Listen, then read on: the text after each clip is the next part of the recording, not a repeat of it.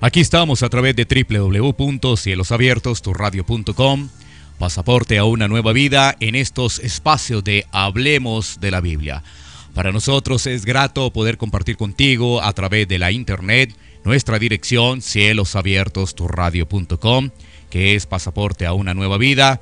Nos complace también anunciar nuestras redes sociales para que podamos interactuar, para que podamos compartir esta temática que vamos a desarrollar de el anticristo.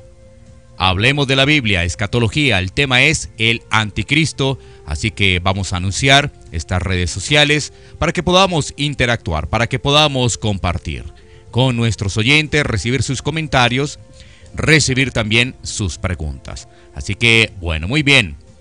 Redes sociales. Estamos en Facebook como Cielos Abiertos Tu Radio. Cielos Abiertos Tu Radio, estamos en Facebook. Así que ahí en estos momentos nos puedes mirar para que puedas participar con nosotros.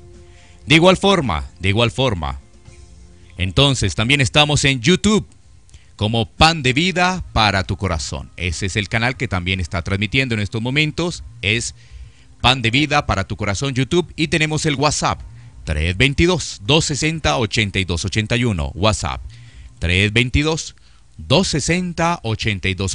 Desde el exterior antepones más 57 y el número que mencionamos, que es 322-260-8281. Ya estamos listos para desarrollar este tema que es el anticristo. Y por supuesto también está listo nuestro invitado, nuestro hermano Arlington Baca, que muy gentilmente nos ha acompañado en todos estos espacios y esperamos que en próximas oportunidades también nos siga acompañando. Así que le vamos a saludar. Bienvenido una vez más aquí a Cielos Abiertos. Muchísimas gracias nuevamente por la invitación. Bueno, muchas gracias por este tiempo, por compartir con los oyentes, y sin duda este tema que vamos a desarrollar también, por supuesto, genera bastantes inquietudes. Se habla mucho de ello. ¿De qué estamos haciendo referencia? Del anticristo. Pues algunos dicen que ya viene, que ya llegó, que se aproxima, que es este, que es el otro. Bueno, varias versiones, varias conjeturas, pero vale la pena que desarrollemos un tiempo muy interesante los siguientes minutos para poder resolver esta pregunta. Así que la primera pregunta que vamos a trasladarle a nuestro hermano Arlington es efectivamente, ¿qué es el anticristo? ¿Qué es el anticristo? Muy bien, bueno, la palabra anticristo se compone de dos partes. Anticristo. Anti es como un prefijo que significa en contra de, pero también puede significar en lugar de. Es decir, se trata no solamente de alguien que está contra Cristo abiertamente, sino de alguien que está en el lugar de Cristo indebidamente. No solamente alguien contra Cristo abiertamente, sino alguien que está en lugar de Cristo indebidamente. Por supuesto, estas dos cosas no son una contradicción, sino de hecho alguien que pretende ser Cristo, alguien que suplanta a Cristo, por supuesto que está en contra de Cristo. Entonces eso básicamente es el anticristo. Bueno, muy bien, entonces ya tenemos esta primera referencia. Ahora sería muy importante trasladarle la siguiente inquietud a nuestro hermano Arlington, y sería específicamente en qué textos de las Sagradas Escrituras de la Biblia pues se puede referenciar esta palabra de el anticristo. Bueno, en primer lugar, la palabra anticristo solamente aparece en las epístolas de Juan, en la primera y en la segunda. En primera de Juan 2:18 aparece, hijitos, ya es el último tiempo y según vosotros oísteis que el anticristo viene, así ahora han surgido muchos anticristos. La palabra también aparece ahí en 1 de Juan 2:22, en 1 de Juan 4:3. Esto quizás lo vamos a ampliar más adelante un poco. y también aparece en segunda de Juan 7. Entonces estos son los textos donde aparece propiamente la palabra. Pero hay otros textos que han sido asociados con el anticristo. Por ejemplo, en el Evangelio de Juan, capítulo 5, versículo 43, dice Cristo: yo he venido en nombre de mi Padre, y no me recibís. Si otro viniere en su propio nombre, a ese recibiréis. Entonces, algunos han visto que los judíos no recibieron a Cristo, pero sí van a recibir a alguien que vendría en su propio nombre, pues haciendo como una referencia al futuro anticristo. Algunos ven ese texto en relación con eso.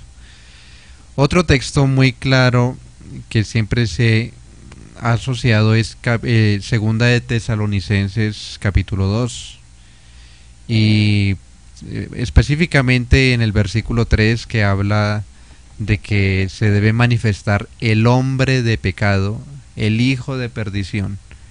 Entonces ese hombre de pecado, ese hijo de perdición, ha sido asociado con el anticristo.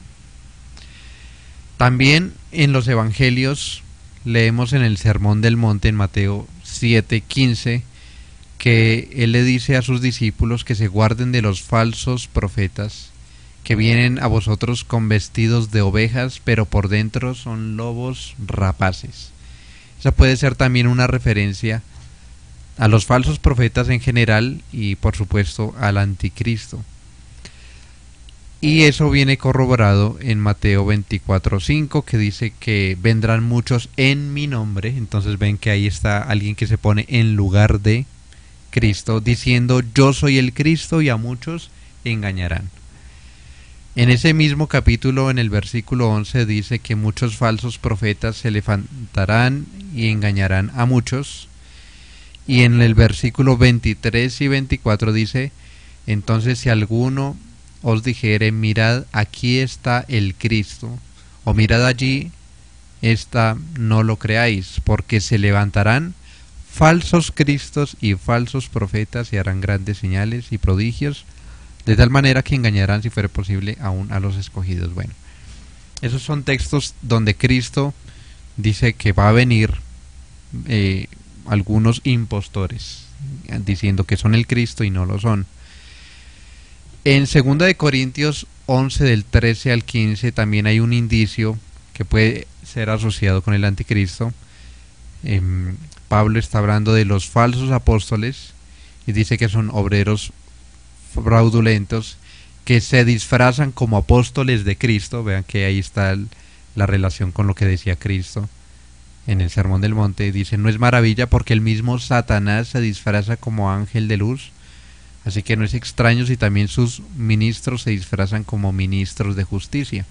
Efectivamente, todos ellos se disfrazan, es decir, hablan como en nombre de Cristo, pretenden ser el Cristo, pero están en contra de Cristo.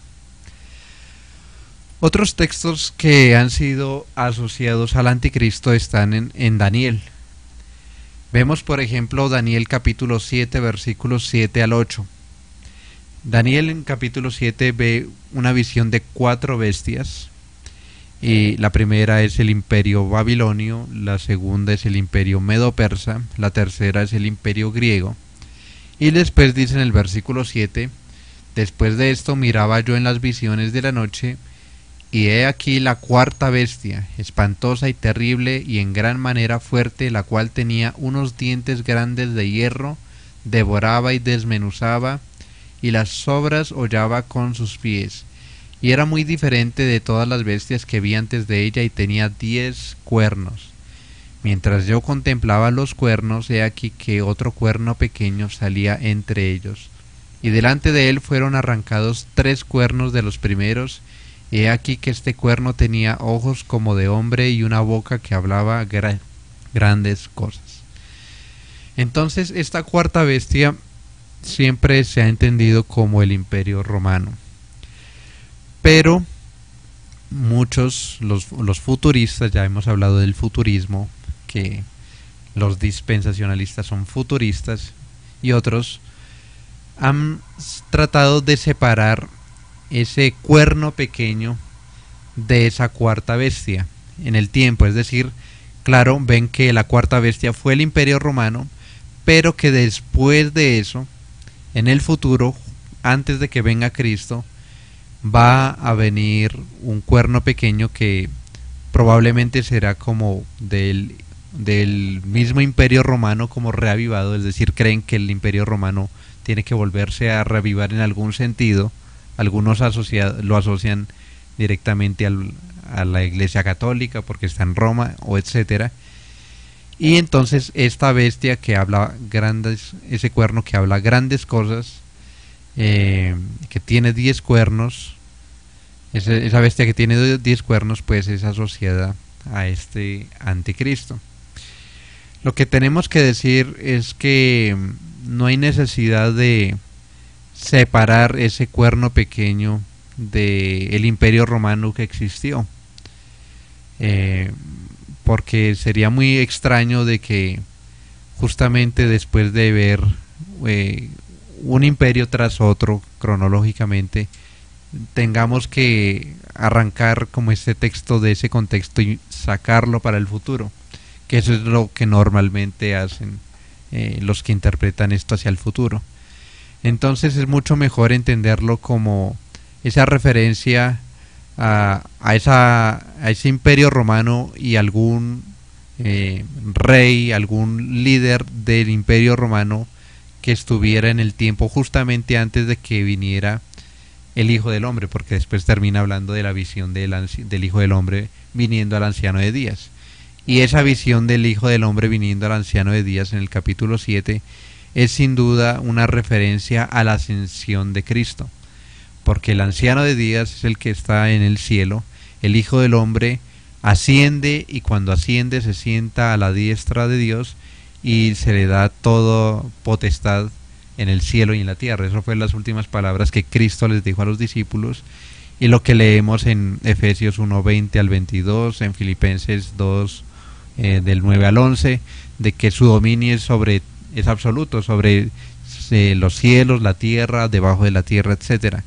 Por lo tanto, si ese texto de Daniel 7:13, que es básicamente se refiere a la ascensión, pues quizás lo que está hablando de esta cuarta bestia, este cuerno pequeño, es algún rey que estaba viviendo en esa época. Y por eso, bueno, esto de los 10 cuernos, pues algunos lo ven de forma simbólica, en el sentido de que el número 10 está hablando como de una plenitud, es decir, que tiene un poder pleno, como lo fue el Imperio Romano sobre todo el mundo. Pero quizás algunos también lo asocian a las 10 provincias senatoriales que estaba dividido el Imperio Romano. Lo que leemos en los versículos 7 y 8 no vemos algo, digamos, demasiado como sobrenatural o algo así, ¿no? Ha habido muchos hombres que han hablado grandes cosas, es decir, cosas blasfemas. Los mismos emperadores romanos tenían nombres blasfemos, como decían ser el Hijo de Dios, se proclamaban ser los señores del universo, del mundo conocido, y demandaban incluso adoración. Entonces, pues nada raro de asociar este cuerno con alguno de los césares romanos, y quizás algunos lo ven asociado a Nerón. Quizás es porque él fue el que comenzó una persecución contra los cristianos y efectivamente fue un hombre malvado. Entonces quizás la mejor forma de interpretar este texto no es que está hablando de un futuro anticristo, sino de alguno de estos emperadores romanos. Otro texto asociado al anticristo es Daniel 8:23-25, que dice que al final del reinado de estos, está hablando en el capítulo 8 del imperio griego, y dice, está hablando de que, bueno, primero hubo un rey que era Alejandro Magno, por supuesto. Cuando él murió, el reino se dividió en cuatro partes, y entonces al final de esos cuatro, Cuando los transgresores lleguen al colmo, se levantará un rey altivo de rostro y entendido en enigmas. Entonces este rey altivo de rostro y entendido de enigmas lo asocian nuevamente al anticristo. Pero no hay que perder en el contexto está hablando del imperio griego. Dice que su poder se fortalecerá, mas no con fuerza propia, y causará grandes ruinas y prosperará, y hará arbitrariamente y destruirá a los fuertes y al pueblo de los santos. Con su sagacidad hará prosperar el engaño en su mano, y en su corazón se engrandecerá, y sin aviso destruirá a muchos y se levantará contra el príncipe de los príncipes, pero será quebrantado, aunque no por mano humana. Entonces, ese texto pues lo asocian como al futuro anticristo en la tribulación, cuando persiga a los judíos después de haber quebrantado un pacto de paz con ellos en el final de la tribulación. Sin embargo, históricamente este rey altivo ha sido asociado más bien a Antíoco. Antíoco fue un rey de los Seleucidas, que fue uno de las 4 partes que se dividió el imperio griego, y que estaba donde estaba, digamos, Judea también era parte de ellos. Y pues Antíoco, efectivamente, él era un rey altivo, un rey que destruyó o atacó al pueblo de los santos, allá en lo que leemos en el libro de los Macabeos, que es un libro que no está en la Biblia, aunque está en la Biblia de los católicos, ¿no? Ahí leemos acerca de eso, y efectivamente pues este Antíoco Epífanes, él hizo grandes cosas contra los judíos, incluso profanó el templo, sacrificó un cerdo en el templo, algo totalmente blasfemo para los judíos, y lo consagró a Júpiter. Entonces ahí habla de unas semanas, 2300 semanas, que coincide más o menos con el tiempo que hay entre, o sea, el tiempo que está hablando ahí tiene mucha relación con el tiempo de la aparición de este Antíoco. Entonces tampoco ese texto es necesario verlo al futuro anticristo, cuando lo podemos ver cumplido en el tiempo de Antíoco. Otro texto de Daniel que usan para esto, pues ya lo vimos, que es Daniel 9, 26 y 27, de este príncipe que habrá de venir, que confirmará el pacto con muchos. Pero pues ya basta recordar que ese príncipe que ha de venir es Tito, el que destruyó a Jerusalén en el 70, pero él no es el que confirma el pacto con muchos, sino que el que confirma el pacto es el Mesías, y está hablando del nuevo pacto que lo confirmó con su muerte en la cruz. Entonces ese texto tampoco es necesario asociarlo al anticristo.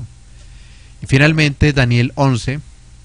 En Daniel 11 se vuelve a hablar del tiempo del imperio griego, pero adelante en el versículo 36, bueno, se habla incluso de Antíoco, porque ahí dice que él hará cesar el sacrificio, la ofrenda, pero más adelante en el versículo 36 está hablando de alguien que dice: el rey hará su voluntad, se ensoberbecerá y se engrandecerá sobre todo Dios, y contra el Dios de los dioses hablará maravillas y prosperará hasta que sea consumada la ira, porque lo determinado se cumplirá. Ese rey pues lo asocian con el anticristo también, porque dicen, bueno, históricamente como que no hay ningún rey que haya cumplido esas características. Pero pues no es necesario tampoco asociarlo con el anticristo, en primer lugar porque no hay que sacarlo del contexto, que está hablando de el imperio griego, y lo que hay que buscar es un rey que existió después de este imperio griego, antes de la venida de Cristo, y muchos lo asocian con el rey Herodes, un rey, pues hay varios Herodes, ¿no? Uno de estos reyes Herodes. En lo que leemos aquí en esta descripción tampoco vemos algo demasiado sobrenatural o demasiado raro como para no verlo cumplido, ¿no? Pues un rey que hace su voluntad, que se ensoberbece, que se engrandece sobre todo Dios, pues nos recuerda a Nabucodonosor, por ejemplo. Y por supuesto hay muchos reyes que fueron así. Dice el versículo 37, dice, del Dios de sus padres no hará caso. Entonces de ahí sale algunos diciendo, bueno, es que el anticristo tiene que ser judío porque dice, del Dios de sus padres no hará caso. Pero pues simplemente lo que significa es que él no siguió con los dioses que estaban en su familia, en su casa, ¿no? Y dice, ni del amor de las mujeres pues hará caso. Entonces ahí es cuando dicen que ese anticristo probablemente será homosexual, ¿no? Pero en otras versiones, y ahí es importante leer otras versiones, parece referirse más bien a un dios que adoraban las mujeres, que era como especial para las mujeres en ese tiempo. Esa es una referencia. O también puede ser una referencia al mismo Mesías. ¿En qué sentido? En que las mujeres de Israel anhelaban, como había esa promesa de que vendría el Mesías, entonces ellas tenían el anhelo de ser la madre del Mesías. Entonces el Mesías era el amor de las mujeres, lo que anhelaba toda mujer judía. Y que por supuesto pues este rey no haría caso tampoco de ese Mesías. Entonces no es necesario tampoco ver que sea un rey homosexual. Y dice, ni respetará a Dios alguno, porque sobre todo se engrandecerá. Por supuesto, pues han habido, no es la primera vez que vemos de reyes que no han respetado dioses algunos, ¿no? Hasta en el siglo XX han existido muchos regímenes donde eran ateos, etcétera. Entonces no hay nada, digamos, extraordinario en ver en esto como algo posiblemente cumplido, ¿no? Entonces, bueno, básicamente ahí se describe más acerca de este rey, pero pues algunos ven una referencia al rey Herodes. Es decir, no es necesario sacarlo de ese contexto del imperio griego, después del imperio griego, para mandarlo hacia el futuro. No hay necesidad de eso. Entonces esos son los textos que básicamente hablan acerca del anticristo. Bueno, muy bien. Tenemos aquí inquietudes de nuestros oyentes que nos trasladan a través del WhatsApp 322-260-8281 y también reportes de sintonía. Primero vayamos con los reportes de sintonía y después vamos con la inquietud que nos han dejado nuestros oyentes. Ángela en Washington, en los Estados Unidos, Juan Carlos en Minnesota, Daniel en Argentina, Buenos Aires, Argentina. De él viene la pregunta. Dice, yo tengo una pregunta sobre la tribulación. Ahí es cuando viene el anticristo. ¿Cuándo empieza la tribulación? ¿El anticristo viene después? Bueno, eso es lo que nos está preguntando Daniel en Argentina. Bueno, pues en primer lugar depende de lo que se entienda por la tribulación. Eso lo vimos un poco con las escuelas. Algunos ven que la tribulación es futura, que va a preceder a la segunda venida de Cristo. Algunos ven la tribulación como el tiempo de angustia que tiene la iglesia entre la primera y segunda venida de Cristo. Efectivamente dice en Hechos que es necesario que por muchas tribulaciones entremos al reino de Dios. Entonces se espera que la iglesia pase por tribulación. Y algunos creen que la tribulación fue lo que sucedió, los hechos que precedieron a la destrucción de Jerusalén en el 70. Esa sería la primera consideración, definir si la tribulación es futura, es presente o ya sucedió. Dependiendo de eso, pues también va a depender lo que es el significado del anticristo. Si la tribulación es futura, entonces algunos ven un anticristo futuro, pero si la tribulación es algo presente, entonces se puede ver en cada generación de cristianos van a poder ver al anticristo manifestado de diferentes maneras. y algunos tratan de ver el anticristo como algún rey maligno o algún personaje, digamos, en el tiempo de la tribulación contra el sitio, contra Jerusalén. Entonces eso justamente es lo que veremos ahora más adelante. Bueno, muy bien, entonces recordamos entonces estas redes sociales, 322-260-8281, también en Facebook Live, vemos ahí a Luz Valderrama, que nos ha dejado también un mensaje. Recordemos que estamos en Facebook Live y también en YouTube. En Facebook es Cielos Abiertos tu Radio y en YouTube Pan de Vida para tu Corazón. Bueno, sigamos avanzando en estas preguntas. Digamos lo siguiente, ¿cómo se ha entendido esta figura del anticristo? ¿Qué se ha entendido en particular a través también de la historia del anticristo? Bueno, entonces, basados en todos estos textos que hemos visto, los cristianos han entendido el concepto del anticristo de varias maneras. Por un lado, algunos han visto que el anticristo es una persona. A lo largo de la historia muchas personas han sido calificadas como el anticristo, como Nerón, como Hitler, Mussolini, Lutero, como algún papa. Entonces algunos creen que se trata de una persona que ya apareció. Otros también dicen que sí es una persona, pero que aún no ha aparecido. Que estas personas, como Nerón, Hitler, Lutero, el Papa, algún Papa, lo que sea, solamente prefiguran a un futuro dictador que ha de venir. El dictador del futuro, se llama así, de hecho un libro de Evis Carballosa que habla del anticristo. Entonces creen que es una persona del futuro, o que ya apareció. Bueno. En segundo lugar, otros han visto que el anticristo es un sistema, no una persona, sino un sistema. No, que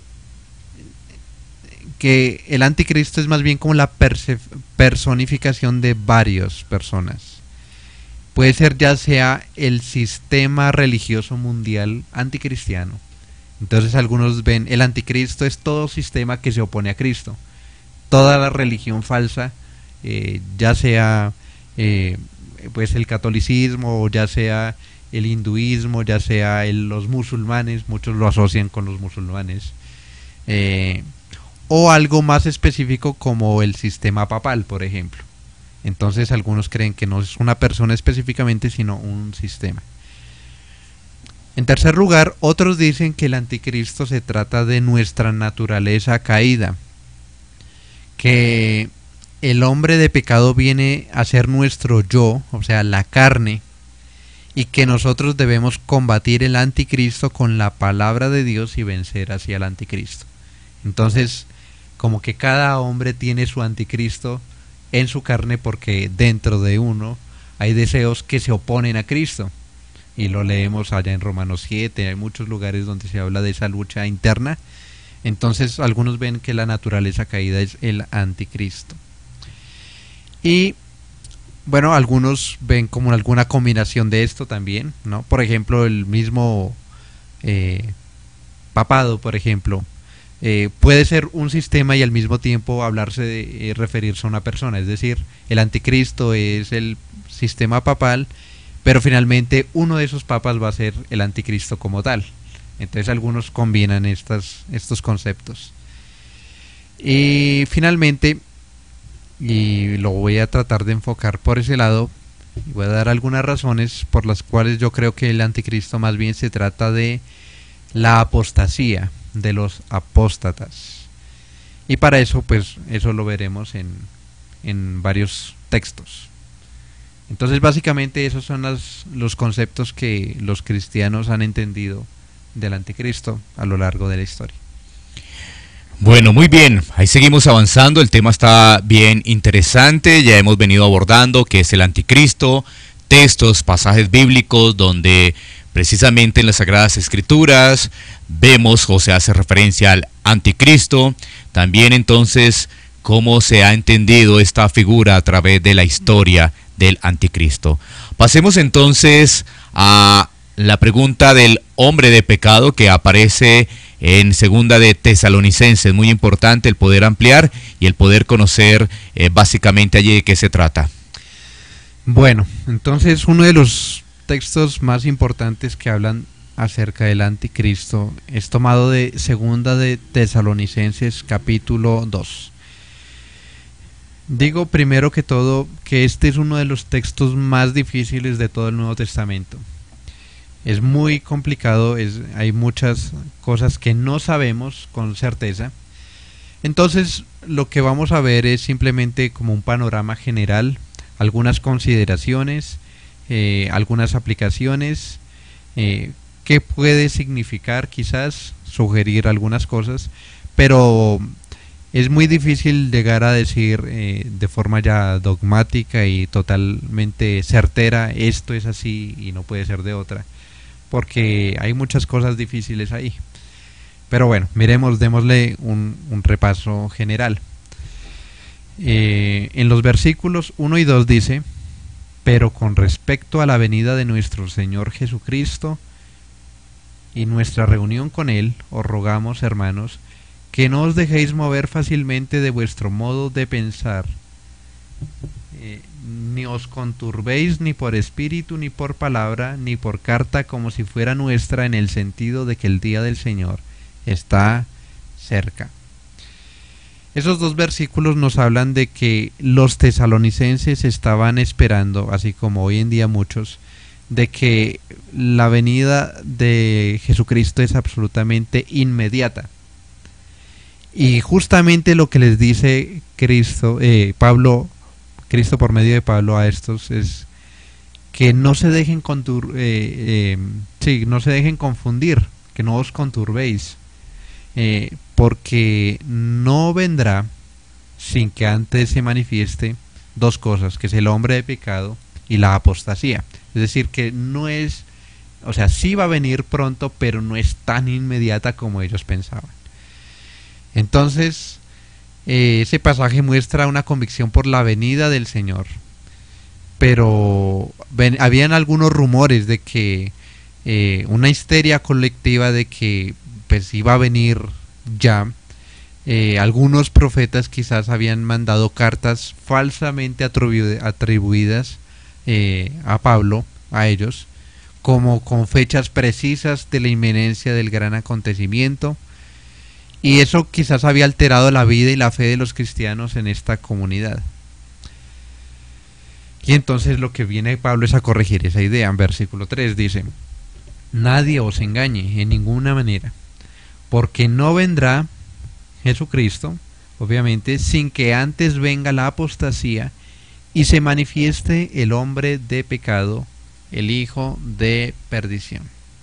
Entonces Pablo claramente dice que dos eventos tienen que ocurrir que presagian la parusía, que es la apostasía y la manifestación del hombre impío, el hijo de perdición. No olvidemos que a alguien más se le llama el hijo de perdición en la Biblia, que era el mismo Judas. Entonces este Judas absoluto, este enemigo de Dios. En cuanto a la apostasía significa deserción, significa traición, significa abandono. Alude sin lugar a dudas al peligro de abandonar la fe de parte de algunos miembros de la comunidad de Tesalónica. Y lo que pretende Pablo es descubrir al verdadero discípulo que en medio de esas contrariedades de la persecución es fiel, el que no abandona, el que no traiciona. Entonces iba a venir esa traición. Ahora, también se habla del hombre de pecado, versículo 4, el cual se opone y se levanta contra todo lo que se llama Dios o es objeto de culto, tanto que se sienta en el templo de Dios como Dios, haciéndose pasar por Dios. Entonces miren que ahí están las dos características del anticristo. Anticristo es alguien que se opone, dice, el cual se opone y se levanta contra todo lo que se llama Dios, pero alguien que se pone en lugar de Dios, porque dice, se sienta en el templo de Dios como Dios, haciéndose pasar por Dios. Entonces es una clara referencia al anticristo. El hombre de pecado es el hombre sin ley. El hombre sin ley, básicamente eso es lo que significa el hombre de pecado. Pero en el versículo 5 les dice que ya habían sido advertidos de eso antes. Dice, ¿no os acordáis que cuando yo estaba todavía con vosotros os decía esto? Y como habíamos leído allá en el Sermón del Monte de los Olivos, o en el mismo Sermón del Monte, Cristo mismo ya les había advertido a sus discípulos. Es decir, ya era algo que ya era conocido, que iban a venir personas que se oponían a Cristo y que se hacían pasar por Cristo.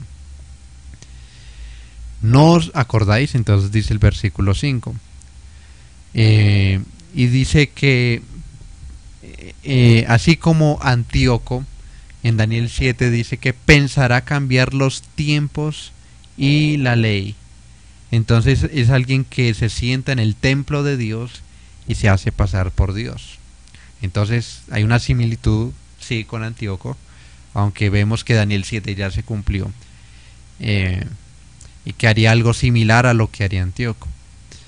Y luego dice el versículo 6, ahora vosotros sabéis lo que lo detiene, a fin de que a su debido tiempo se manifieste. ¿Y qué es lo que lo detiene? Pues realmente es algo que solamente Pablo y los tesalonicenses sabían a ciencia cierta. Muchas cosas se han dicho de qué es lo que lo detiene. Algunos dicen, bueno, es el Espíritu Santo, porque creen que el Espíritu Santo se irá del mundo, digamos, esa presencia con el rapto, y que el mundo quedará pues a la merced ya del anticristo, y que eso es lo que lo detiene. Otros creen que se trata de la iglesia, entonces lo mismo, pues están pensando en el rapto o ese ministerio del Espíritu Santo. Sin embargo, no puede ser el Espíritu Santo, porque ahí en el griego usa un artículo que es neutro, que es lo. Es un artículo neutro, y el Espíritu Santo tiene un artículo masculino. Entonces sería muy raro nombrar al Espíritu Santo con un artículo neutro. Además, aún suponiendo lo que creen los futuristas dispensacionalistas, de que lo que lo detiene viene a ser la iglesia o el ministerio del Espíritu Santo, ellos tienen que admitir que en la tribulación van a haber salvos, así como ellos lo ven. Entonces, ¿cómo pueden haber salvos sin el Espíritu Santo? Eso es algo que no pueden explicar ellos. ¿Cómo puede? Y efectivamente nosotros decimos, si hay salvos ahí, por ejemplo en el libro de Apocalipsis donde ven la tribulación, si hay salvos, pues ahí está la iglesia. Entonces la iglesia no pudo haber sido raptada en algún momento antes de que ocurriera esas cosas. Pero entonces, ¿qué es lo que lo detiene? Bueno, quizás lo que más se acerca y lo que creían, digamos, por lo menos en los primeros siglos, es que lo que lo detiene es el poder establecido de la ley.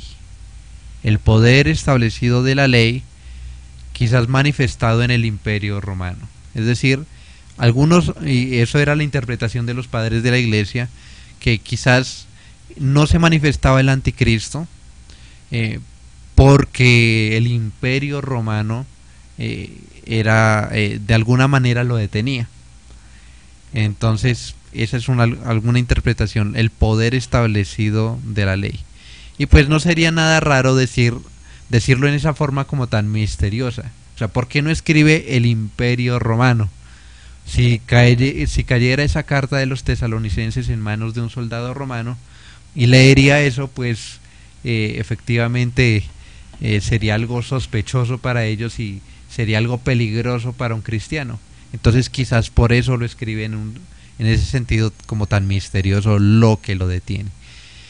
Bueno, esa es una forma de lo que han interpretado, quizás lo más cercano, pero no es bueno tampoco ser dogmáticos de qué es lo que lo detiene, porque realmente no está especificado.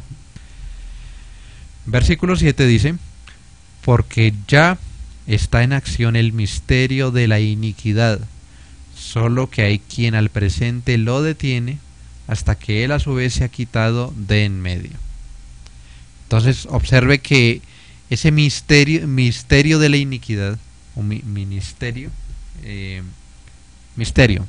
la iniquidad, ya estaba presente en el tiempo de Pablo y los tesalonicenses. Algunos pues lo leen en el siglo XX, siglo XXI, diciendo, vean que ya está el misterio de la iniquidad, y lo quieren ver asociado a alguna herejía, alguna apostasía. Pero miren que Pablo lo dijo hace 2000 años, y lo dijo que ya en ese momento estaba operando. El Nuevo Testamento no nos da una foto del anticristo, pero más bien nos da una lista de características para estar alertas. ¿Y qué características entonces tiene y que estamos viendo aquí en este texto de Segunda de Tesalonicenses? Se trata de una personificación de la rebelación contra Dios, el hombre de pecado. Se trata de alguien que es llamado el hijo de perdición, es decir, es el Judas absoluto y final.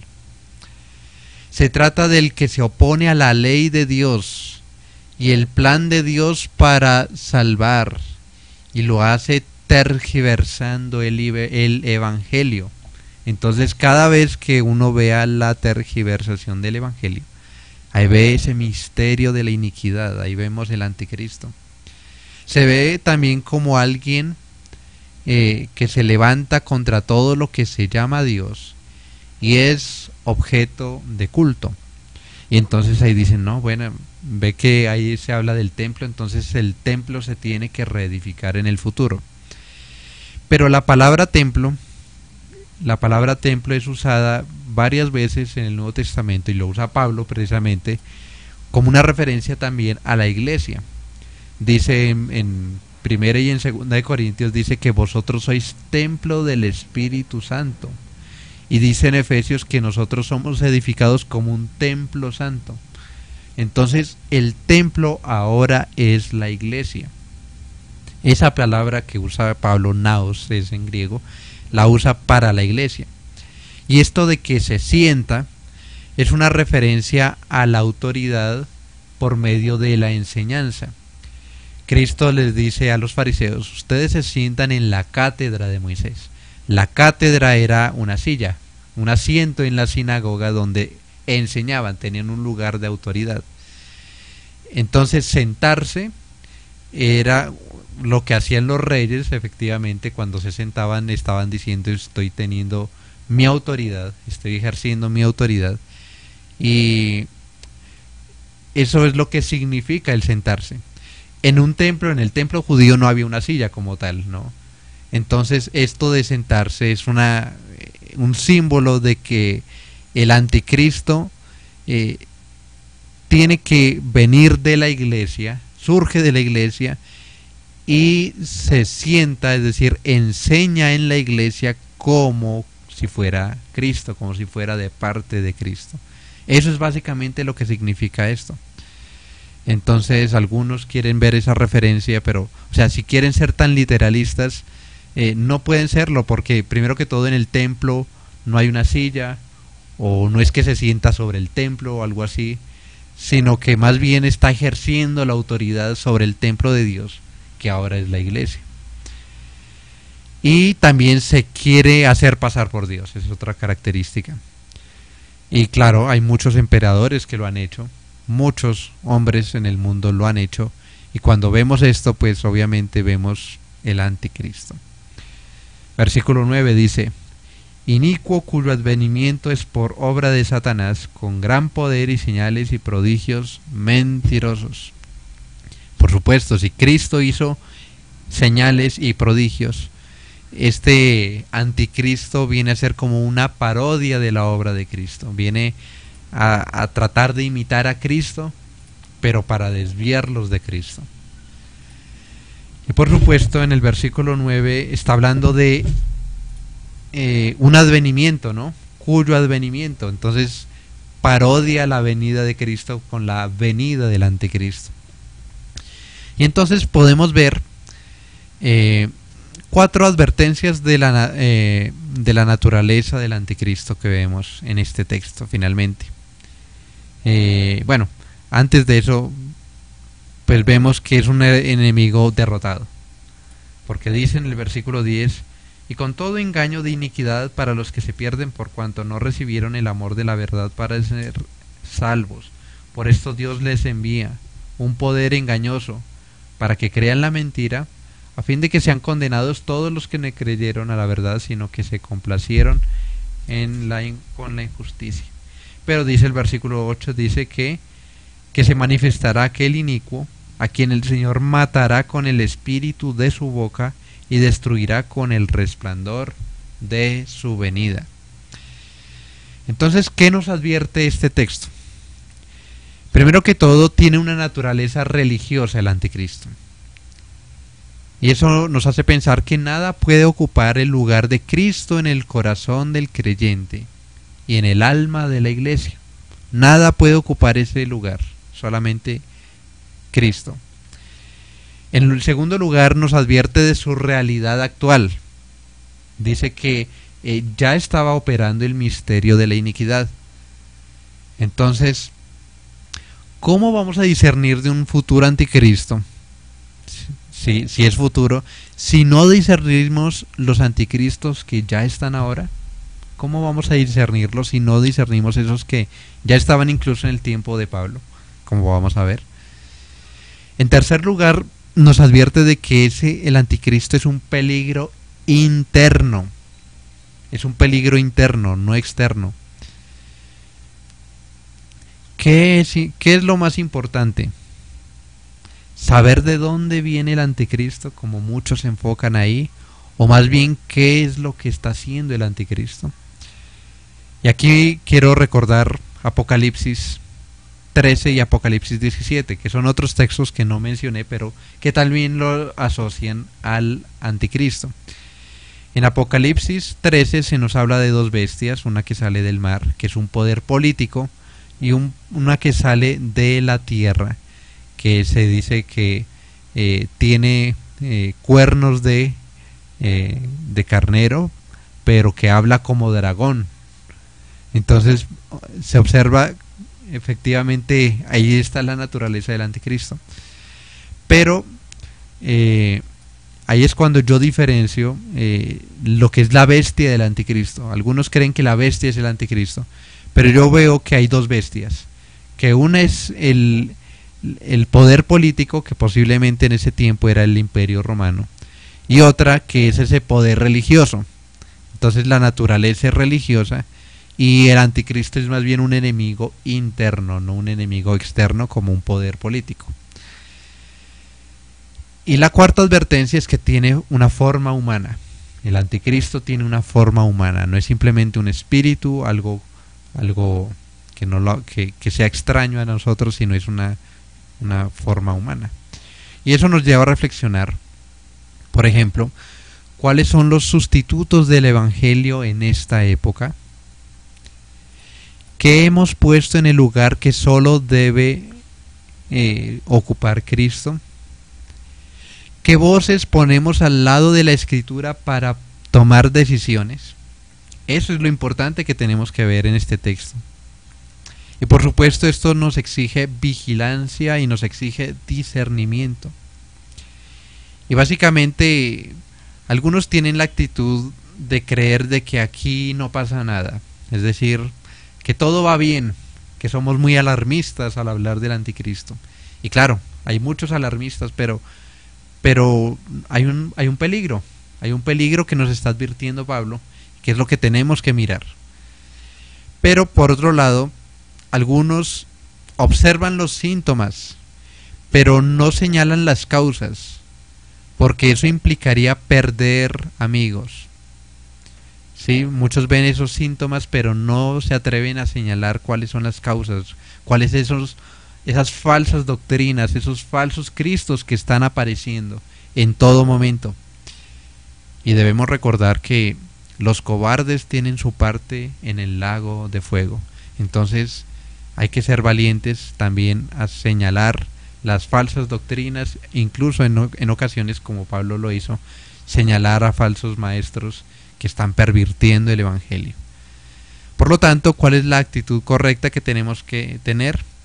Tenemos que probar a los espíritus, tenemos que vigilar, tenemos que tener discernimiento, pero no olvidar que el anticristo es un enemigo derrotado.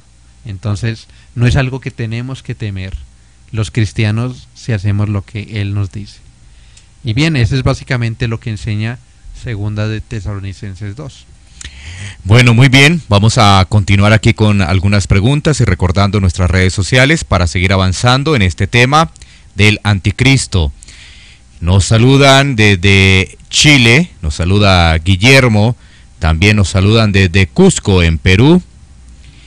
Y tenemos también el saludo de Jennifer, nuestra hermana Jennifer Araujo. Bueno, nos preguntan lo siguiente, siguiente pregunta. ¿El anticristo puede ser cualquier líder mundial? ¿Puede ser un famoso?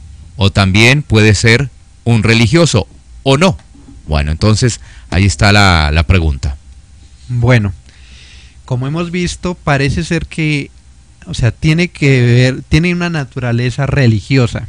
Entonces, en primer lugar, eso es lo que hay que discernir. El anticristo tiene una naturaleza religiosa. Es un anticristo que tiene forma humana, pero es un peligro interno.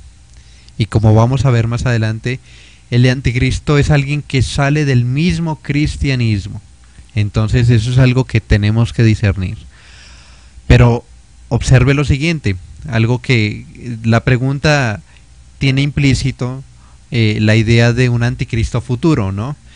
Pero Pablo ya está diciendo que el anticristo, este misterio de la iniquidad, es una realidad que ya está presente.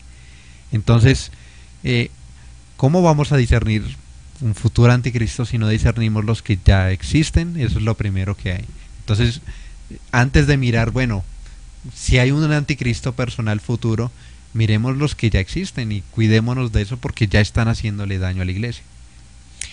Sí, claro que sí. Bueno, sigamos avanzando entonces, vamos a ir con la siguiente pregunta y es básicamente en Primera de Juan. Allí aparece también el anticristo. ¿A qué se está haciendo referencia específicamente también en este texto? Muy bien. Yo creo que Primera de Juan es el texto que habla más claramente del anticristo en toda la Biblia.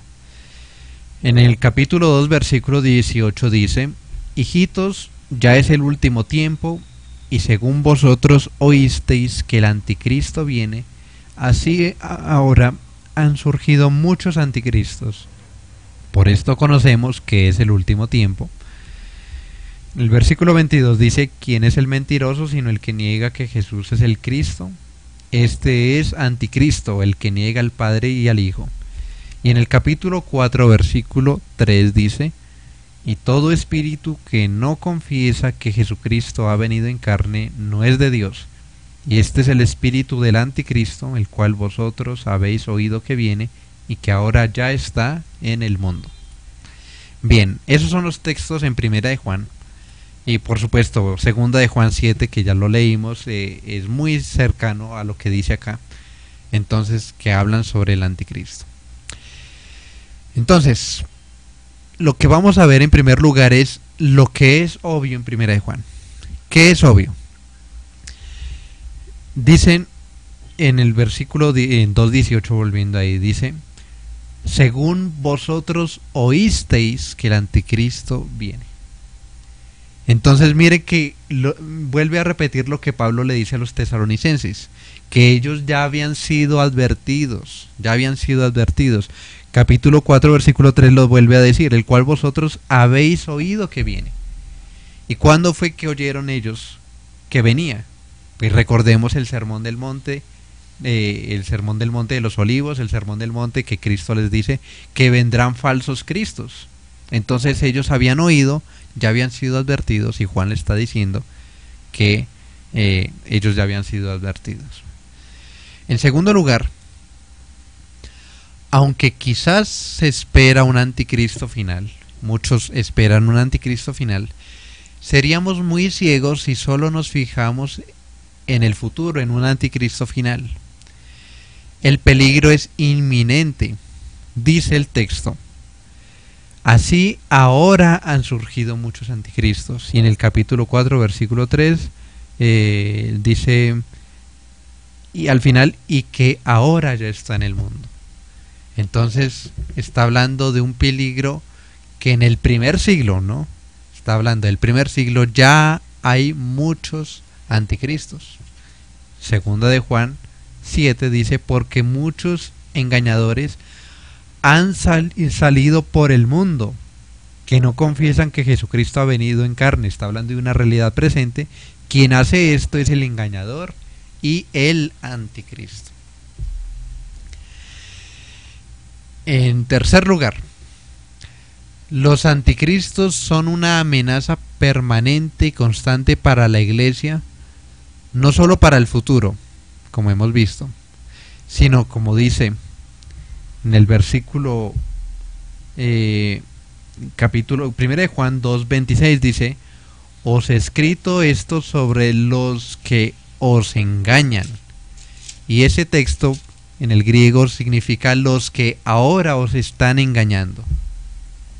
El espíritu del anticristo ya está en el mundo. Y lo vimos, versículo 18, capítulo 4:3, dice ahora.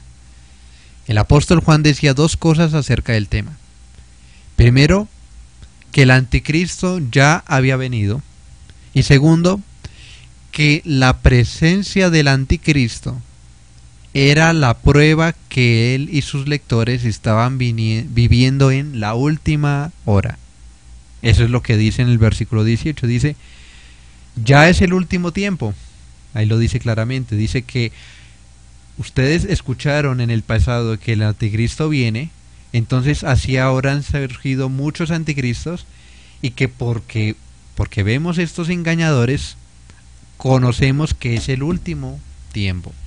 Entonces aquellos que están preguntando, ¿y cuál es el último tiempo? Miren que él estaba viendo que él estaba en una última hora.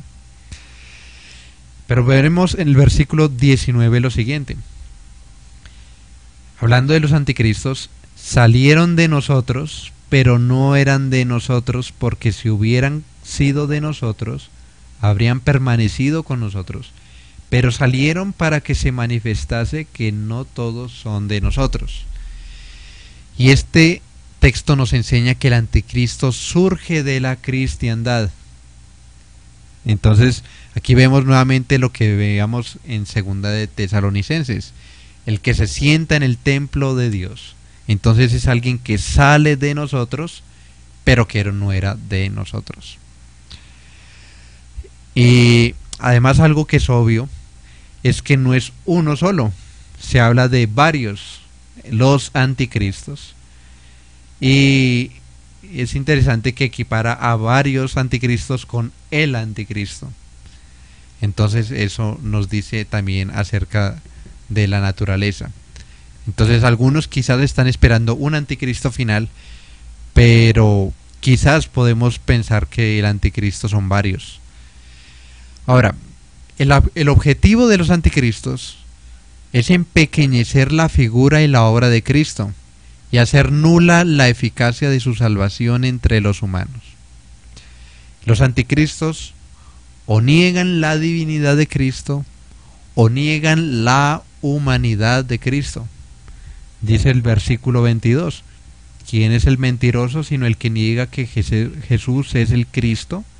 Este es anticristo, el que niega al Padre y al Hijo. El mentiroso es el que niega que Jesús es el Cristo. Y es que para los judíos en esta época no era un problema creer que Jesús era el Mesías. La prueba de eso es que vemos en el libro de Hechos que habían aparecido muchos otros Mesías. Ellos no tenían problema con la idea del Mesías. El problema es que este Mesías, Jesucristo, se hacía decir que era el Hijo de Dios, haciéndose, no haciéndose pasar, sino siendo o identificándose como Dios mismo. Ese era el gran problema que veían los judíos. El mentiroso es el que niega que Jesús es el Cristo. El discernimiento de los anticristos nos ayudará a comprender la naturaleza del tiempo en el que vivimos y nos dará la perspectiva escatológica correcta. Como vimos en algunas veces anteriores, hay muchos textos que nos dicen que ya estamos en el último tiempo. ¿Y por qué estamos en el último tiempo? Porque únicamente esperamos la eternidad. Ya no hay más eventos redentores sino hasta que Cristo viene. En este tiempo Dios invita a la salvación y no va a añadir nada a la revelación. Él ya lo hizo todo.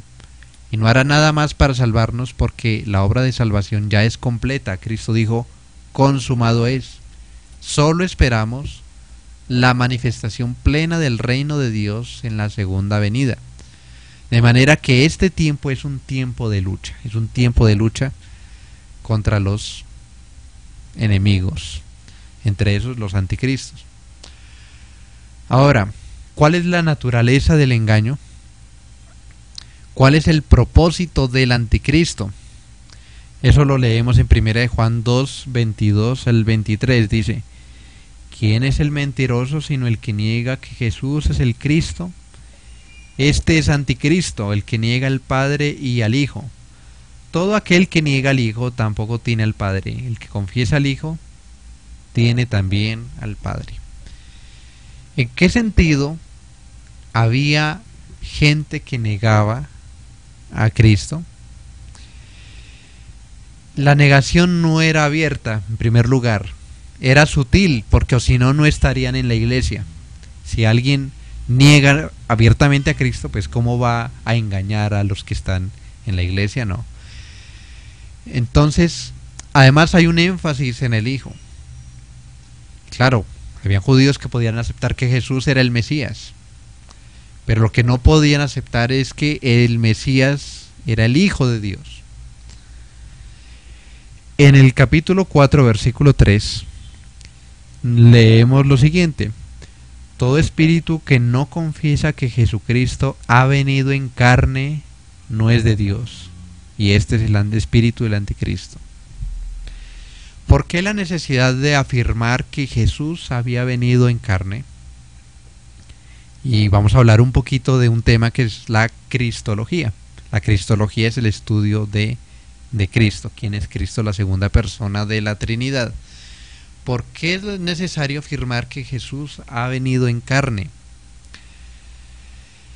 Y es que necesitamos a un Mesías, a un mediador que sea verdaderamente hombre y verdaderamente Dios. Las dos naturalezas en una persona. Sin un mediador así, no puede haber salvación. Y voy a hablar algo acerca de historia del primer siglo. Uno de los anticristos que afligía a la iglesia primitiva era uno llamado Cerinto. Estamos hablando del tiempo de los apóstoles, un líder de la secta judaica del primer siglo. Es considerado por los padres de la iglesia como el archihereje e identificado como uno de los falsos apóstoles que se oponían a Pablo. Cerinto era un judío que se hizo miembro de la iglesia y alejaba a los cristianos de la fe. Enseñaba que Cristo era una deidad menor y no el Dios verdadero, que había creado el mundo.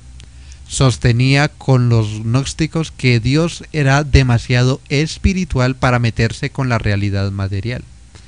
Lógicamente, esto significaba también la negación de la encarnación, o sea que Cristo no se encarnó, ya que Dios no aceptaría para sí mismo un cuerpo físico y una personalidad verdaderamente humana.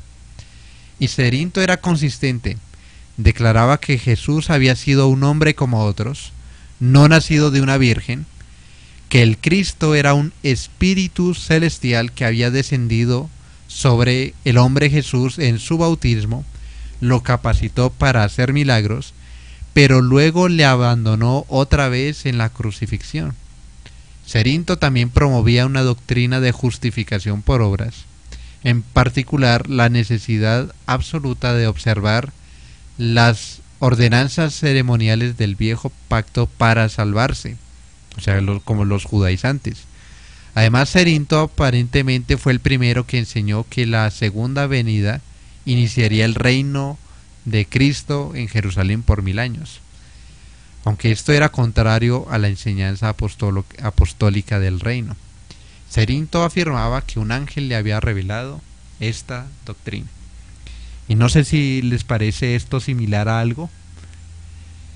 ¿Quiénes hoy en día enseñan esto? Es muy similar a lo que enseñan los testigos de Jehová, pero también a una herejía que existió por allá en el siglo III o IV, que eran los arrianos. Los arrianos. Ahora, esta negación de que Cristo ha venido en carne tiene relación con dos herejías que voy a mencionar. La primera es el docetismo. Estamos hablando de cristología. ¿Qué es el docetismo? Es una herejía difundida en el siglo I por Marción, Valentín y Basílides, que eran gnósticos, que reduce la carne de Cristo a una apariencia. Es decir, cuando los evangelios dicen que Cristo comía, entonces ellos dicen, no, es que parece que comía, ¿no? Parece que camina Cristo, parece que está cansado, ¿sí? Para decir que la carne de Cristo era como una apariencia, que Cristo parece un ser humano, ¿no? Doqueo, o sea, docetismo viene de un verbo que es doqueo. Doqueo significa parecer. Cristo parecía un hombre. Por lo tanto, negaba la humanidad del Mesías con lenguaje espiritual. Y tenemos que recordar que no todo lo que es espiritual es necesariamente cristiano. Que Cristo sea un hombre era casi un insulto para ellos. El Verbo solo estuvo con el hombre Cristo desde el bautismo hasta poco antes de la cruz, lo que creían los docetistas, porque la carne era mala para los griegos y para los gnósticos y para ellos. Pero también había otra herejía que se puede ver en este tiempo, que era el ebionismo. Esa herejía fue difundida sobre todo en el siglo II en ambientes judeo-cristianos que niegan que Cristo haya sido engendrado por el Padre y reconocen Cristo al hombre investido por el Espíritu Santo en el bautismo. Entonces miren lo que decía Cerinto, se viene a desarrollar en el docetismo y en el ebionismo, que Cristo era verdadero, que no era un verdadero Dios, porque solamente Dios puede dar eficazmente la salvación y restablecer la unión con los hombres. Cristo tiene que ser verdadero Dios por esa razón, ¿no? Porque solamente Dios puede recibir la ira infinita de Dios. Pero Cristo, tiene que ser verdaderamente hombre, porque corresponde al hombre reparar su falta. Por ser Dios, Cristo reparó la ofensa infinita que el hombre perpetró contra Dios. Pero por ser hombre, el hombre quedó redimido y su cuenta saldada. Cristo tenía que hacerse como uno de nosotros para poder redimir a los hombres. Por eso los animales en el antiguo pacto no podían sustituir al ser humano, simplemente expiaba ceremonialmente, porque se necesitaba que un hombre muriera. Y por eso Cristo tiene que ser Dios y tiene que ser hombre. De manera que la teología de estos herejes no solamente es defectuosa, sino que es diabólica. Los que niegan y los que confiesan se ven aquí, ¿no? Solo el Hijo puede revelar al Padre. Cuando estudiamos Cristología, buscamos la manera en cómo el hombre puede restablecer su relación con Dios. Todas las herejías cristológicas ponen barreras a eso. De manera que este tema de los anticristos que están negando ya sea la naturaleza humana o divina de Cristo, no es una cuestión secundaria, sino que es primordial, porque ellos trabajan para distorsionar el culto y la persona del verdadero Cristo, y haciendo eso niegan el Evangelio. Y puedo dar alguna lista breve de qué herejías cristológicas han existido. Por ejemplo, está el docetismo, el ebionismo, el adopcionismo, el gnosticismo, el arrianismo, el apolinarismo, nestorianismo, el monofisismo, eutiquianismo, el monotelismo, los alogi, etcétera, etcétera, etcétera.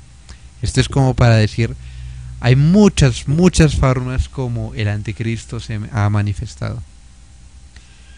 El propósito primordial de Juan no es despertar nuestra curiosidad acerca de un ser que vendrá en el futuro.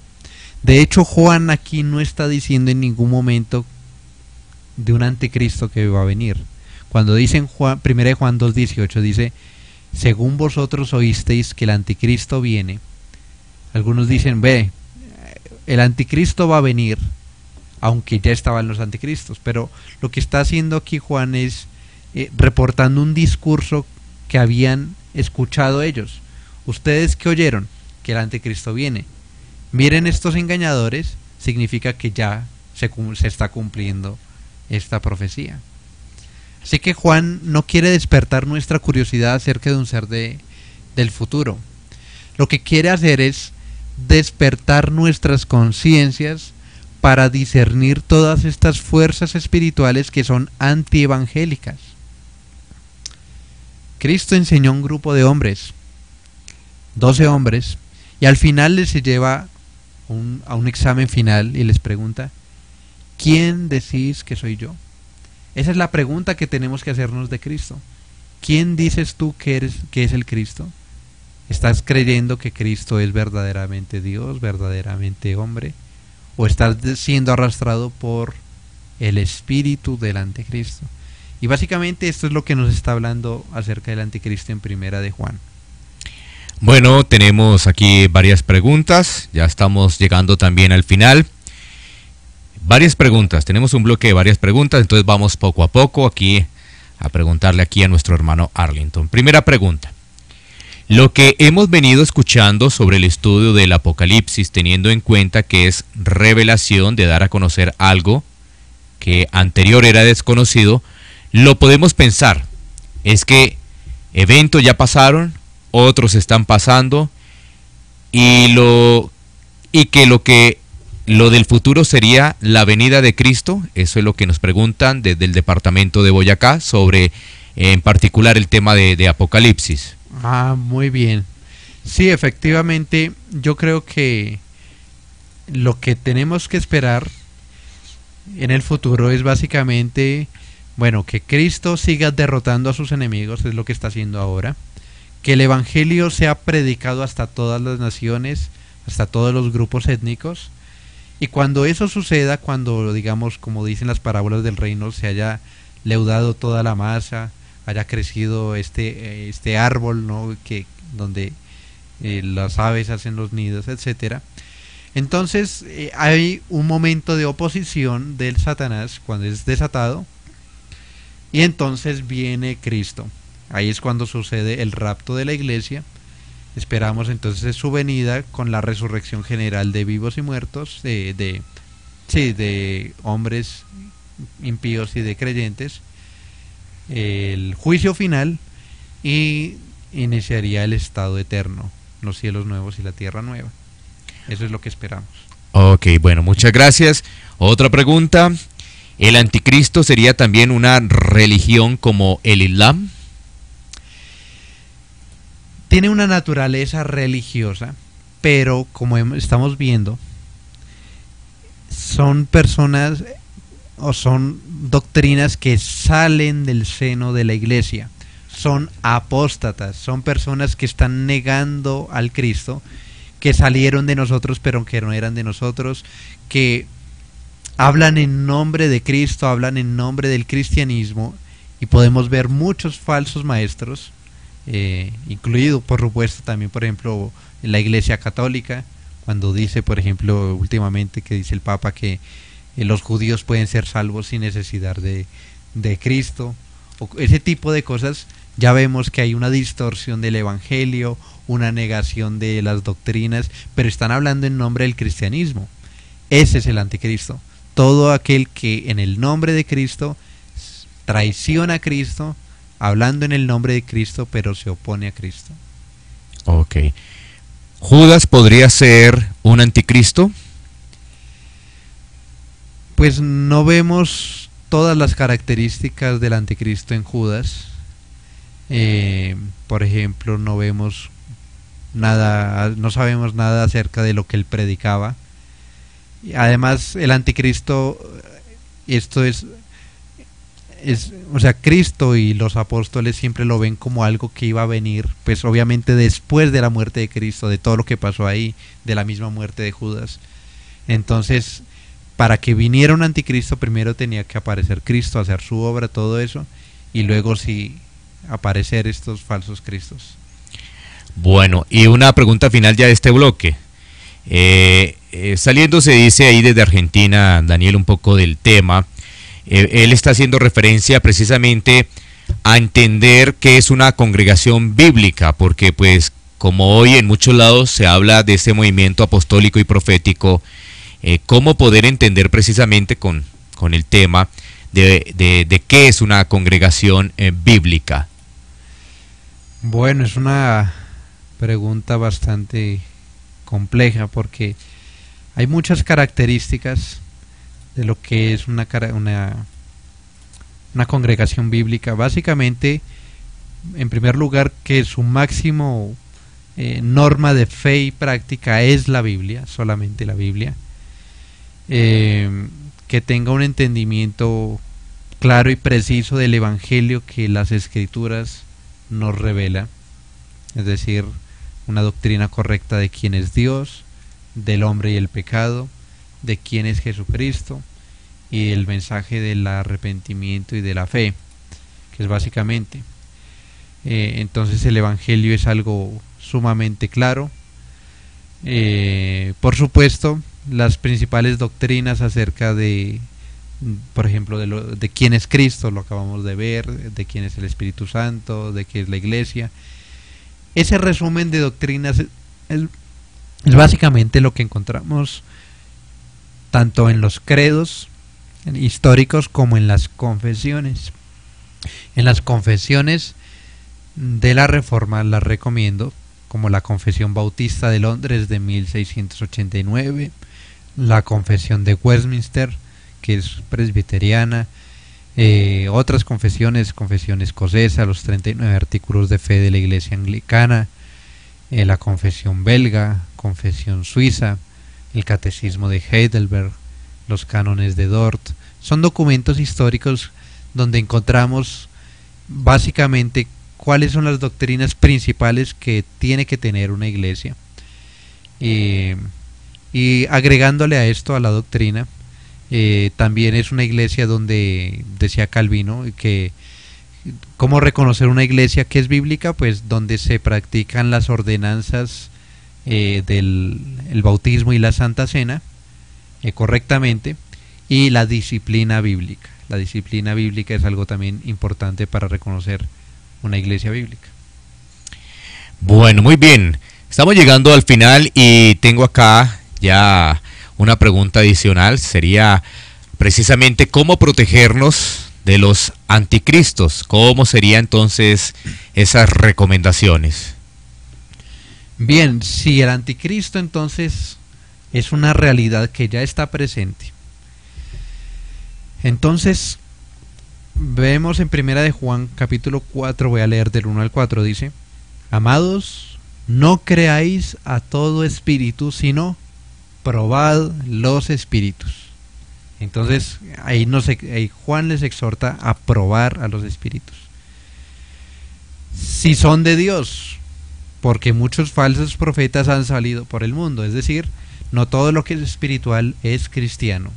Hay fuerzas espirituales contrarias a Dios. En esto conoced el Espíritu de Dios. Todo espíritu que confiesa que Jesucristo ha venido en carne es de Dios. Y todo espíritu que no confiesa que Jesucristo ha venido en carne no es de Dios. Y este es el espíritu del anticristo, el cual vosotros habéis oído que viene y que ahora ya está en el mundo.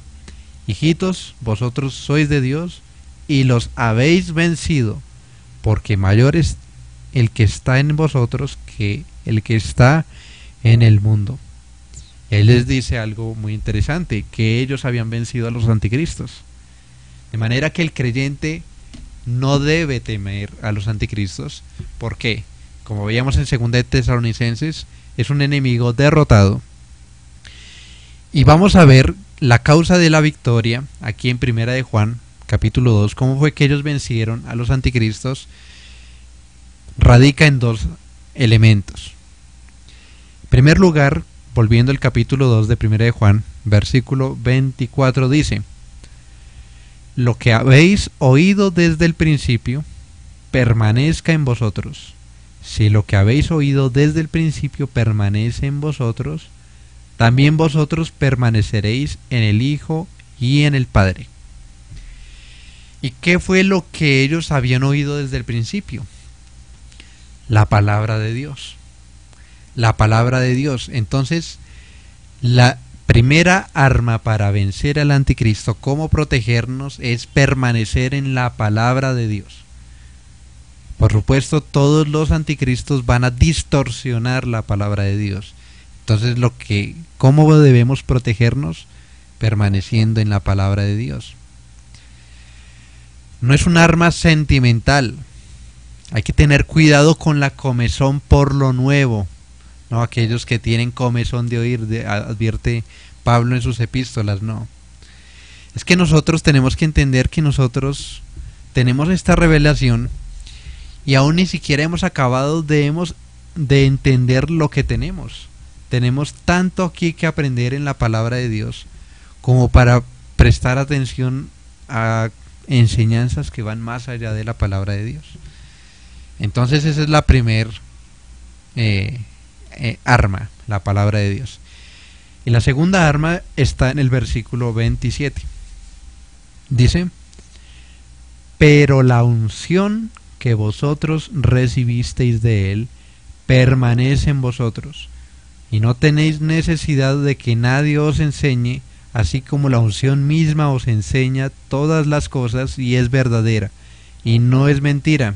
Según ella os ha enseñado, permaneced en él. Entonces, la segunda razón, la segunda arma es el Espíritu de Dios. Dice, la unción permanece en vosotros. Está hablando del Espíritu de Dios. Pero dice que no tenéis necesidad que nadie os enseñe. Entonces algunos creen que esto significa que no tenemos necesidad de maestros, o que no podemos leer buenos libros.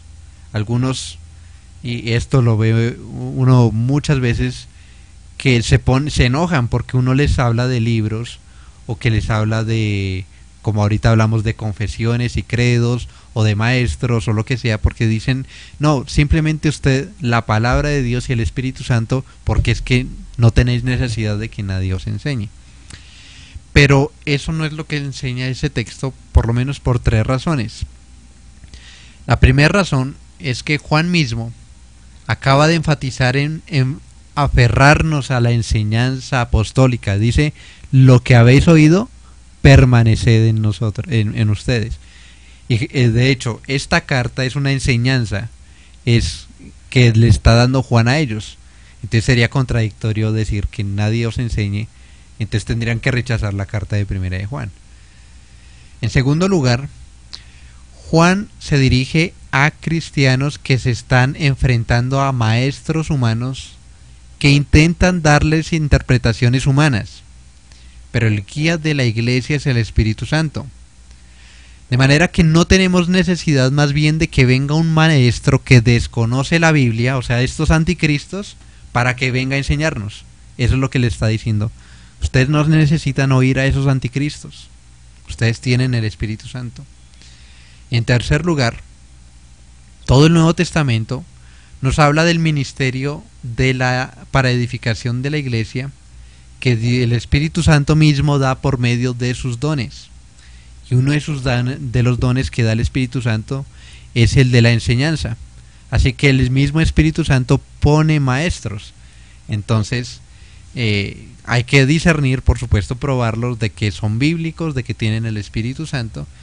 Y claro, si son maestros que el Espíritu Santo puso, entonces hay que escucharlos también. La experiencia de la santificación y la comunión con los santos me da del testimonio de la obra del Espíritu en la iglesia. Entonces vemos aquí estas dos armas para protegernos de los anticristos. La palabra apostólica, la Biblia, es esa garantía objetiva, porque todo el mundo la puede ver, todo el mundo la puede estudiar y dice, aquí está la verdad. Pero también el Espíritu Santo es esa garantía subjetiva. El Espíritu Santo es el que obra la fe en nuestros corazones y nos convence de que esta palabra es verdadera. Y esto es sumamente importante, las dos cosas, siempre la palabra de Dios, el Espíritu Santo. Muchos tienen la palabra de Dios, pero como no tienen el Espíritu Santo, hasta niegan la palabra de Dios y no la entienden o la tergiversan, como los anticristos tenían la palabra de Dios. Pero muchos tienen el Espíritu Santo y no quieren someterse a la palabra que el mismo Espíritu Santo inspiró, ¿no? ¿Cómo vas a ser lleno del Espíritu Santo? Bueno, ¿quién inspiró la palabra de Dios? El Espíritu Santo. Entonces llénate de la palabra que Él inspiró y así vas a estar lleno del Espíritu Santo. Entonces las dos cosas, el Espíritu Santo y la palabra de Dios, así nos protegemos de los anticristos. Bueno, estamos llegando al final, pero quedan también algunas inquietudes adicionales de nuestros oyentes. Nos preguntan lo siguiente: si habrá una manifestación abierta del anticristo. Esa es una pregunta. ¿Y quién es aquel que matarán a los dos testigos de Apocalipsis 11? Bueno, preguntas importantes y difíciles también. Si va a haber una manifestación abierta de el anticristo, no me queda del todo claro según lo que veo en la Biblia. Es decir, desde que Cristo mismo anuncia la venida de falsos cristos, ya es suficiente para que nosotros estemos alerta. Y eso desde el primer siglo, no desde el ya siglo XXI, pues por supuesto que tenemos que estar mucho más alerta, porque si en el primer siglo ya tenían que estar fijándose en eso, cuánto más nosotros. El anticristo, si estamos hablando de la apostasía, se ha manifestado desde el mismo tiempo de los apóstoles, porque vemos mucha apostasía ya en las cartas, ya vemos muchas herejías, ya vemos en las cartas de Apocalipsis la doctrina de Balaam y de los Nicolaitas y los de Himeneo y Fileto, y bueno, muchos que han distorsionado. Y falsos cristos han sido la constante en la iglesia también. Y entonces por eso es importante, yo mencioné algunas herejías que fueron de los primeros siglos, han distorsionado, y ahí vemos el anticristo.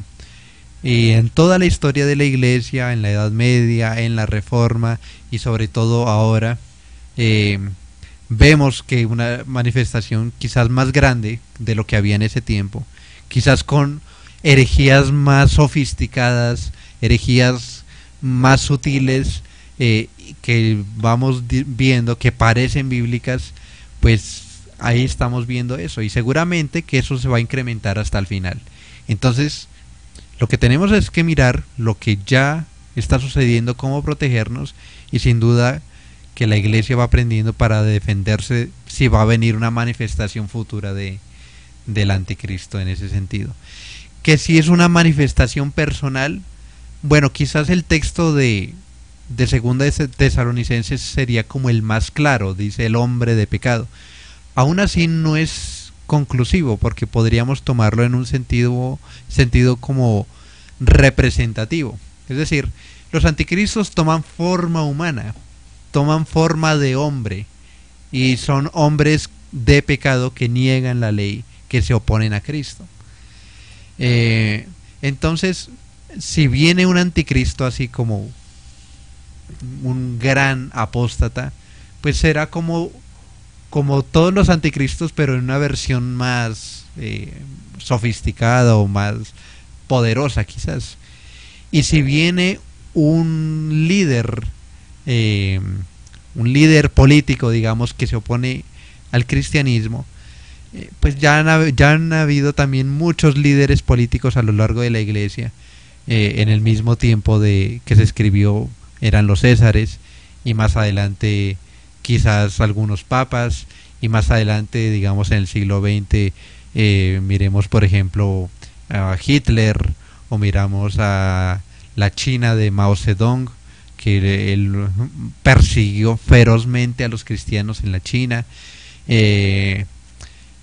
y hasta el día de hoy sigue la persecución, es muy grande. Es que el cristianismo también ha sido muy mal informado, me parece, de que muchas veces ve la persecución como algo de los primeros siglos, pero lo que pasa es que las noticias de la persecución de los cristianos casi no salen. Obviamente los medios nacionales nunca lo hablarán hablar de eso, porque digamos hicieron un atentado en Nueva Zelanda contra una mezquita y fue noticia mundial, pero mataron 150 cristianos en Nigeria y nadie habla de eso. Y hoy en día hay que mirar, por ejemplo, una página que es Puertas Abiertas, que habla de la persecución del cristianismo en Corea del Norte, en los países islámicos, en Arabia, en Irán, Afganistán, en Somalia, incluso en Colombia mismo. En Colombia mismo hay lugares de conflicto armado donde los pastores han tenido que huir, donde les cierran las iglesias y todo ese tipo de cosas. La persecución es algo que no sé por qué muchos tienen ese temor de la persecución futura cuando ya la vemos tan presente hoy en día. Entonces, si algún día viene un dictador del futuro, pues no será muy diferente a lo que ya ha pasado. Pero todo anticristo y todo opositor ya es un enemigo derrotado. Y para dar un dato, en China, por ejemplo, que hubo tanta persecución, hoy en día se dice que hay por lo menos 100 millones de cristianos. Es un número, o sea, Colombia tiene 50 millones, el doble de la población de Colombia son cristianos en China, y a pesar de tanta persecución. Entonces, el cristiano no tiene que temer estas cosas. Y la segunda pregunta es Apocalipsis 11, de que quién es la bestia que derrota a los testigos. Es un texto bastante complicado nuevamente. Si la bestia la relacionamos con el Imperio Romano, pues probablemente tiene que ver con ese poder político que apagó las voces de los testigos. Recordemos que Juan el Bautista fue el gran profeta, el último de los profetas, y Cristo fue también, por supuesto, el profeta por excelencia, que en cierta manera fueron opacadas estas voces por el Imperio Romano, pero el hecho de que ellos murieran, Juan el Bautista y luego Cristo, no significó de que sus voces se hayan apagado, sino que efectivamente Cristo resucita, viene el Espíritu Santo, y el testimonio profético ahora se hace, de hecho, más poderoso todavía, y por eso se habla de esa resurrección de los testigos. Creo que tiene que ver con eso. Algunos creen que más bien los testigos es la iglesia, y que al final de los tiempos, cuando Satanás sea suelto, pues parece que apagan la voz de la iglesia, pero después viene el rapto y la resurrección de Cristo y ahí cuando después del juicio final como que los enemigos tiemblan porque finalmente es vindicada la iglesia. Algunos también lo entienden de esa manera, entonces la bestia en ese caso vendría a ser como el poder político que se opone a Cristo. Ok, bueno, muy bien. Tenemos más inquietudes. Estamos por finalizar, pero pues como hoy tenemos el ciclo, o sea, el final de esta temporada, pues hemos habilitado unos minutos más. José Sánchez nos pregunta específicamente a través de las redes sociales lo siguiente, de Facebook. Por favor, ¿cómo probarlos? Es decir, ¿cómo se hace? ¿Cómo probar? En este caso me imagino que él está hablando, me imagino de cómo probar a los espíritus, ¿no? O sea, de lo que hemos hecho referencia. Muy bien, esa es una muy buena pregunta. Y se prueban por tres cosas: por lo que dicen, por cómo viven y por lo que hacen. ¿Cómo dijo Cristo que se probaba un falso maestro? Por sus frutos los conoceréis. Entonces viene alguien que se habla, dice ser cristiano, con la Biblia, todo eso. Entonces evalúe lo que dice a la luz de la Biblia. ¿Lo que dice realmente es lo que dice la Biblia o no? Miren cómo viven. Dicen muchos, o sea, muchas veces se prueba por la hipocresía. Estos falsos maestros que, por ejemplo, viven como reyes, viven como con muchos lujos, y no como Cristo más bien les dice que tenemos que vivir, la forma como viven, ¿no? Y por supuesto lo que hacen. Una cosa a veces es lo que dicen, muchas veces lo que dicen es bíblico, ¿no? Pero lo que hacen contradice su conducta. Entonces, probemos los espíritus con la Biblia. Bueno, muy bien. Vamos a revisar aquí rápidamente si nos queda algo pendiente, y si no, pues estamos desde ya agradeciendo a nuestros oyentes su participación en las diferentes redes sociales. Por supuesto, ahí en Facebook. Un saludo también para Paola. Ha llegado también ahí sí, ha llegado Felipe Gutiérrez también. Felipe también, un saludo. Muchas gracias. Miramos por aquí rápidamente, estoy haciendo un pequeño repaso porque, pues bueno, estamos finalizando esta primera temporada que sin duda ha sido de bendición. Bueno, para finalizar, nuestro hermano Arlington, digamos algo como de conclusión, pero de todo lo que hemos visto, y la pregunta sería muy sencilla y muy rápida, porque con esto finalizamos, es la relevancia que tiene la escatología dentro de la palabra de Dios. ¿Por qué es tan importante la escatología como toda la palabra de Dios? Bueno, yo creo que porque, como comencé al principio, la primera vez, lo podemos terminar acá, porque nos habla del Evangelio y nos habla de Cristo, porque nos habla de la victoria. La escatología es en realidad la promesa de nuestra victoria. Hemos visto a lo largo de todo esto que así vengan los anticristos con sus herejías, así vengan los poderes políticos, Cristo ya venció al mundo, y dice, por eso no debemos temer, y nosotros podemos vencer al mundo. De hecho, en 1 de Juan muchas veces les dice, ustedes han vencido al mundo, ustedes han vencido a los anticristos. El anticristo es un enemigo derrotado, Satanás también, porque él ya lo único que espera es finalmente ser condenado, no tiene de otra. De manera que eso también nos lleva a pensar de que ¿para qué vivir para el mundo? ¿Para qué vivir por la carne? ¿Para qué vivir para otras cosas cuando ya tenemos la victoria en Cristo? Entonces la escatología nos dice eso. Si ya tenemos la victoria en todas las cosas, entonces purifiquemos nuestros corazones, vivamos santificándonos a la luz de lo que ya sabemos que va a venir, que Cristo va a derrotar a todos sus enemigos, y derrotemos ya, porque ya podemos derrotar a los enemigos por medio de su espíritu y por medio de la palabra de Dios. Eso nos enseña, yo creo, que la escatología. Bueno, a nuestros oyentes, muchísimas gracias. Por supuesto también a nuestro invitado Arlington, nuestro hermano Arlington, muchísimas gracias por estos espacios y esperamos nuevamente reencontrarnos en próximas emisiones, en diferentes temáticas, aún ampliando más este tema de la escatología. Muchísimas gracias. Bueno, muchas gracias a todos sus oyentes por todo este tiempo, por haberme escuchado, por sacar este tiempo para estudiar este tema y otros. Y sí, espero, si el Señor quiere, poder estar aquí con ustedes en una nueva oportunidad. Bueno, a nuestros oyentes, muchísimas gracias en las diferentes redes sociales. Gracias por participar con nosotros.